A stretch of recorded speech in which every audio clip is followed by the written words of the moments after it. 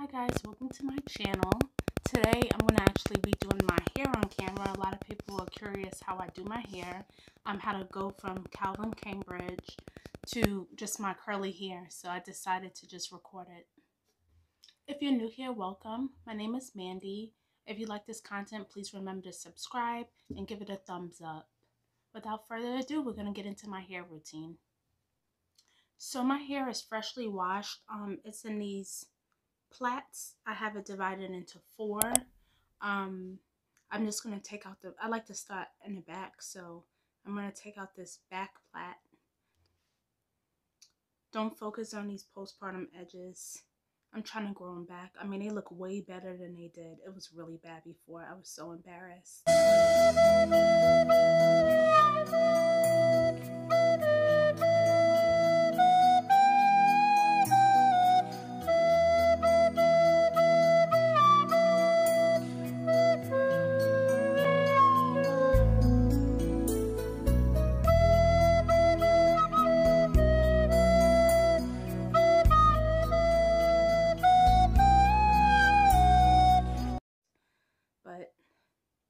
So I just take out one section at a time. So I do have a leave-in in my hair. I use the Camille Rose Honey Hydrate leave-in, and I love it because look at this. It's not even wet, and it looks like it is. And I have like 3C in the very back, and then it's 4A everywhere else except for the middle. My crown area is like a 4B. But so I normally start off with some water and just get it damp.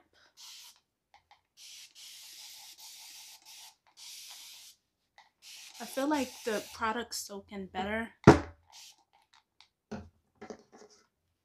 when your hair is wet. And I think I'll just have better results when my hair is wet. So, and I'm just looking in the mirror that's like right there. Oh, excuse this hair color, which I put a rinse in and it's leaking because I don't want to dye my hair. I love being natural and I want to keep it that way. So let's just do this so I'm not messing up my clothes. But there we go. So now it's damp, and then I'll get some oil, which is the Melanin Haircare oil. Is really light and I love it. It's even gentle enough for me to use in my baby's hair. So I just put that all through here. Just rake it through just to have like a coating on it. So far I have the leave-in conditioner, and then I'm putting the oil on here. And I don't really have like a specific method. Like I don't always do like LCO or LOC, which is the liquid oil and cream, or liquid cream and oil. But I just do whatever I'm in a mood for. But this is normally what I do. I'll do liquid, which is the water, a leave-in, and then some oil. And then depending on how hydrated it is, then I'll just, I may either add more water or just leave it as it is.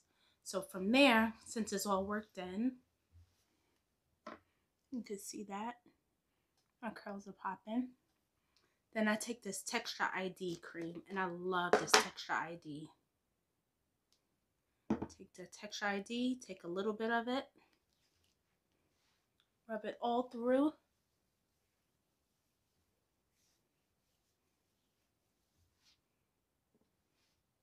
Make sure I get the ends, because the ends are the telltale sign of whether or not your hair is moisturized enough. If you don't have enough on your ends will be frizzy, and that sucks. Because then your whole hairstyle looks bad. Even though everything else may look good, it kind of just takes away from the whole hairstyle. So I put it through everything. I make sure I get my roots. Just grab my roots. And then take a smaller tooth comb and then kind of just comb it through. Just to make sure it's all worked in there. And I'm not going to be dealing with any tangles while I'm going through it. So, go through that.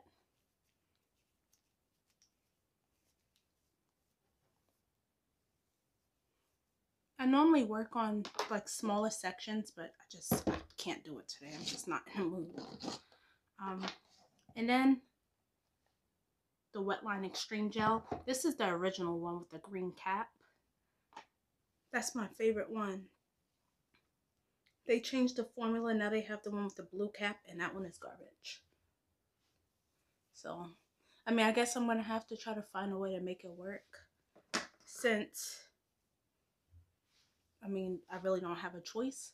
I'm just taking a little bit more of the Wetline Extreme Gel. I mean, excuse me, of the textureid, and then I'm going to grab some Wetline Extreme. Just a little bit. Put it on my ends, and then work it up the shaft. Then make sure I hit my roots. And I feel like the Wetline Extreme locks it into place.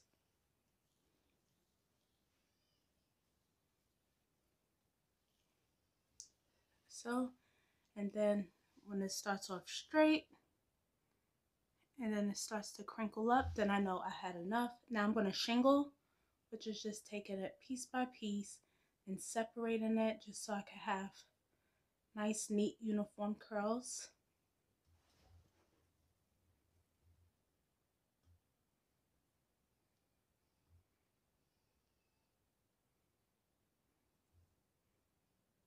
And I do that around my entire head, but just each section, I ended up breaking it down into a smaller section because you're just going to get the best results that way. But see, that one's done. And then take a little bit more of this down that I've already pre-wet.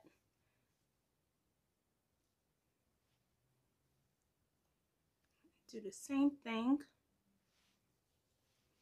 So I'm just going to comb through it again.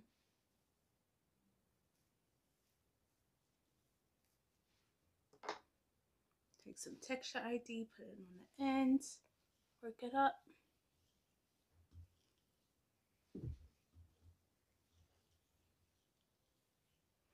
And then take some of that Wetline hair gel.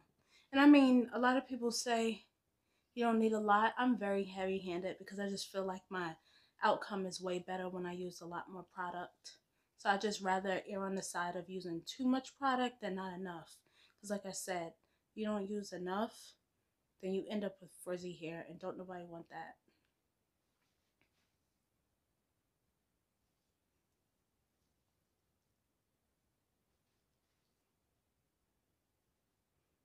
Alright, so I'll come back once the back is done and I'll do the front. Okay, so I'm back now. The rest of my hair is done. I left this little section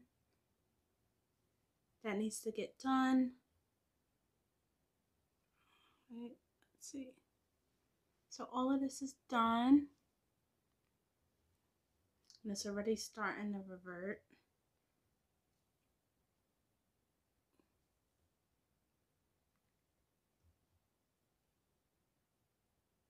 Okay, so we just need to do this little section.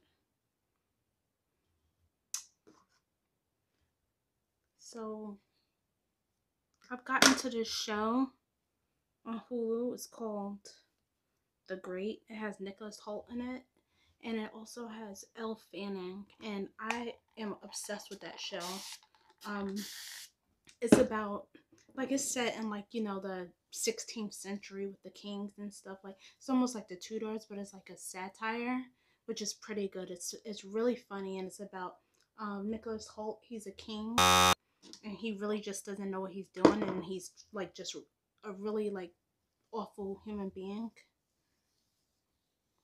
And he takes Elle Fanning's character as his wife, and she's trying to kind of turn him into a better person. He's supposed to be the emperor of Russia. And it's just really interesting because during this time, I've just been trying to keep my mind off of everything that's happening in the world, because every time I put on social media, that's all I see is just negativity and bad stuff. When it comes to television, I watch everything. Documentaries are my favorite genre, but I'll watch everything. And he's like, nope, if it doesn't hold his attention, he's not watching it. He'd rather be doing something else. Music. I like TV. I like entertainment stuff. Just stuff that are easy to watch. Stuff that's not, you know, so negative and so explicit. I'm so tired of turning on the television and that's all you see. You either see like someone being naked or you see people cursing and, you know, them just forcing like the whole gay agenda down your throat. Who had been saying that? Who said that? Who said that? Who said that? Like, if you want to live that way, that's perfectly fine. Nobody's judging you, but you don't have to put it into everything. Just like you don't put black people into everything. So I've just really been enjoying that show. If there's any shows that you recommend, please put it down below. I am interested in watching pretty much everything, but Undone was recommended by my sister-in-law, and she has great taste in TV. We typically watch a lot of the same stuff. Oh crap, I forgot to put the oil in. We typically like to watch the same things. And then of course, you know, I like my 90 Day Fiance and Happily Ever After. My favorite show though is Beat Bobby Flay. I can watch that on repeat, and I can watch that literally all day long. Like, I don't get tired of shows, you know, so I can watch a whole series in a weekend if I have the time to do it, if my daughter lets me do it, which is obviously not gonna happen. Not while she's 9 months old and she's getting into everything, and you know, she wants my attention and I want to give her my attention. But those shows that I mentioned, minus The Great, because The Great you really kind of can't watch in front of a kid because it's some bad language in it, and it's some nudity and some sexual acts. Even though it's kind of in a joking way, it's still inappropriate for a kid. I normally watch that when she goes to sleep because she watches Word Party all day long, and I'm so tired of it. I know all the songs. I hear them when I'm laying down. I hear them when I'm like on the toilet, like, and I'm not even thinking. That's just a song that pops into my head, and that's a problem. So I'm loving that, but I can't wait till everything returns back to normal, even though I can't say that I don't feel blessed that this has happened. Not in the sense that people are dying and people are like homeless and people are losing their jobs, but just the fact that my husband is able to be home and see our daughter grow up. So he's there for all of the milestones. So I think that's what people need to pay attention to, the fact that, you know, you can actually see your kids grow up and you can actually have a bigger impact on their life because you're around. You're not at work all day. Now, the people who do have to go to work, you know, you have to do what you got to do to make ends meet. I get that. But if you can be home, you know, instead of complaining about, you know, oh, your kids are so loud and you have to clean up so often, just be grateful that you have the time to spend with your kids. Because before COVID happened, all we did was go to work. Go to work, we come home, maybe spend time with our significant other or family for maybe 2 or 3 hours, and then it's time to go to bed and start the whole process all over again. It's like just like being a robot. And this time now we're able to kind of, you know, be there for our families, and I just feel grateful. I just love the Lord so much. He has a way of getting our attention, slow us down, and, you know, letting us be grateful for the stuff that we have. I don't know, those are just my thoughts. But I do know that God is displeased with his people, and that's why all of this stuff is happening. I feel like he's going to come soon to claim his people. And when that happens, I want him to, you know, take me with him. I don't want to be on earth when everything starts to really go downhill. It's just a scary time that we live in. Very scary time to live in. And the funny thing is, like, I knew something like this was going to happen during, you know, my generation. I just didn't know it was going to be this soon. But, like I said, it is what it is. But I tell you this, the parents that didn't appreciate, you know, the teachers before, I bet you they appreciate them now, because you realize, like, your kid wasn't an angel like you thought they were. You realize they don't listen. And you also realize that teachers are more than just teachers. They're like counselors. They're pretty much babysitters. It's an all-day thing.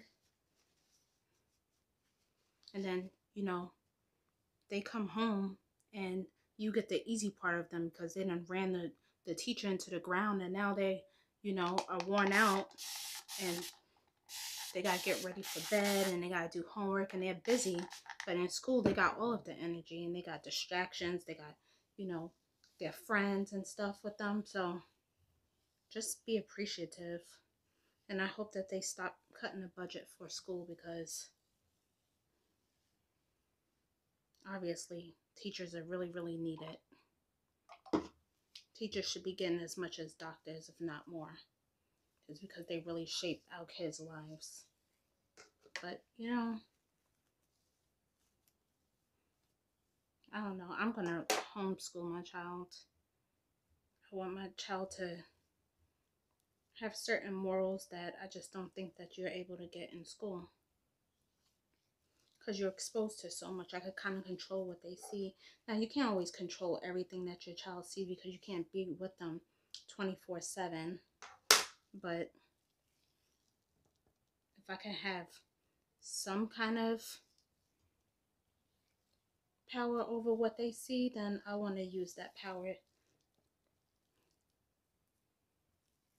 Because we are creating the next generation, and you want them to be good people, caring people, compassionate people. You don't want them to be selfish. You don't want them to be evil, you know, racist. All of that stuff is taught behavior. And if it's not nipped in the bud, then, you know, you end up raising another Donald Trump. So, all right, I'll be back with this last section. All right, so I'm in the home stretch now. Just doing this last front section. I decided I wanted a side part, just because I always do a middle part. But what I'm going to do is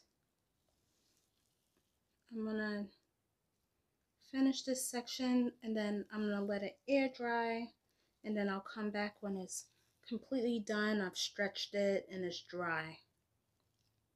So see you soon.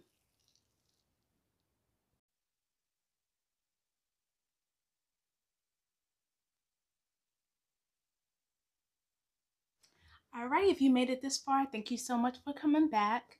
My hair is dry. It's been a couple of hours later. My in-laws have just left. They was watching a baby. My husband was working and I was recording.